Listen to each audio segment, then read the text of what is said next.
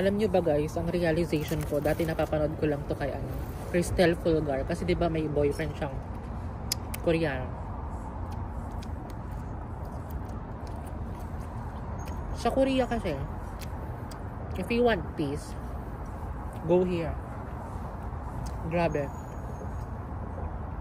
Imagine, sa kainang ito, ako lang, minsan may mga dumadaan. Sarap.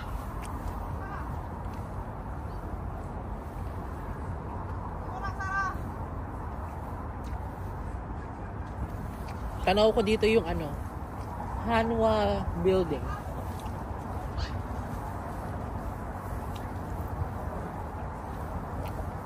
With sun in my face. Ay, ang cute ng dog.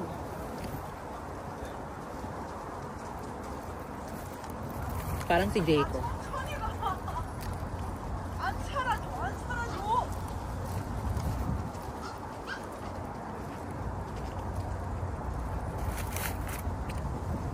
Sarap. Kain.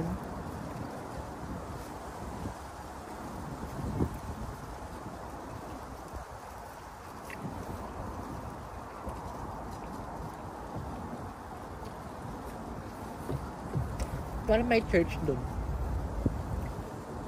Punta kaya ako later. Saan? Try natin to.